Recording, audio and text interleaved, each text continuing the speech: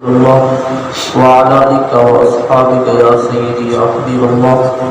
نبی کریم علیہ السلام نے جنت کی بشارت اور نشانی بیان فرمائی ہے۔ حضرت سیدنا سلمان فارسی رضی اللہ تعالیٰ عنہ فرماتے ہیں، نبی کریم علیہ السلام نے ماہ شعبان کے آخری دن ایک خطبہ ارشاد فرمایا۔ حضور علیہ السلام نے فرمایا، اے لوگوں، تمہارے پاس عظمت والا برکت والا مہینہ آیا ہے۔ یہ وہ مہینہ ہے جس میں ایک رات اللہ نے ایسی بھی رکھی ہے جو 1000 مہینوں سے بہتر ہے۔ اس ماہ مبارک کے روزے اللہ عز و جل نے مومنین مومنات پر فرض کیے ہیں۔ اس کی رات کا قیام سنت بنایا ہے۔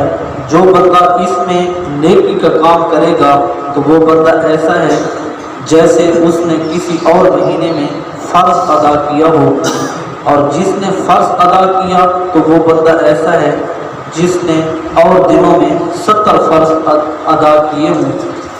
یہ صبر کا مہینہ ہے اور صبر کا ثواب جنت ہے۔ یہ وہ مہینہ ہے جو غمخواری اور بھلائی کا مہینہ ہے۔ اس مہینے میں اللہ مومن کا رزق بڑھا دیتا ہے۔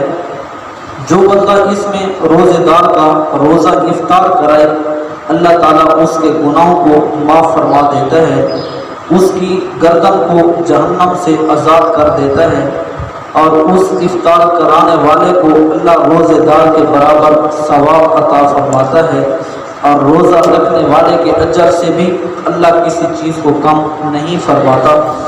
صحابہ کرام فرماتے ہیں، ہم نے عرض کی، یا رسول اللہ صلی اللہ علیہ وسلم، ہم میں سے ہر شخص وہ چیز نہیں پاتا جس کے ساتھ لوگوں کا روزہ افطار کرائے۔ تو نبی کریم علیہ السلام نے غربا کے لیے خوشخبری ارشاد فرمائی۔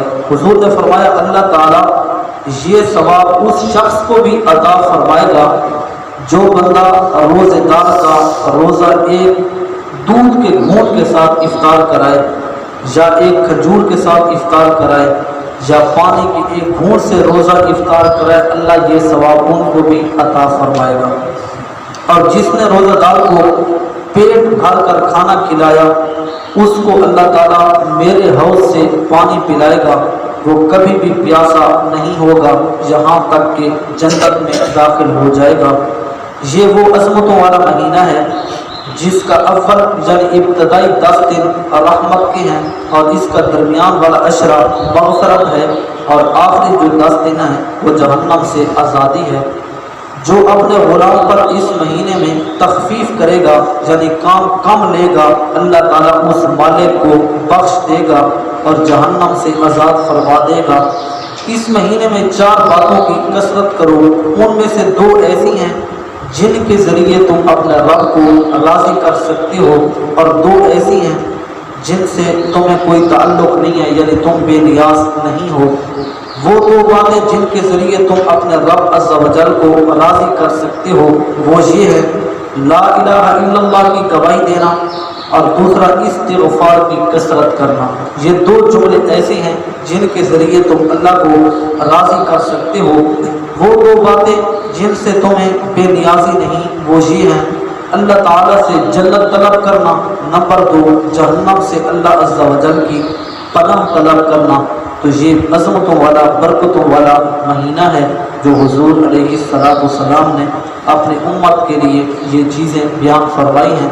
اللہ تعالیٰ سے دعا ہے، اللہ تعالیٰ ہم سب کو اس مہینے میں کثرت کے ساتھ کلمہ طیبہ اور استغفار کر کے اللہ تعالیٰ سے اپنی بخشش پکی کروانے کی توفیق عطا فرمائے۔ آمین۔ الحمدللہ رب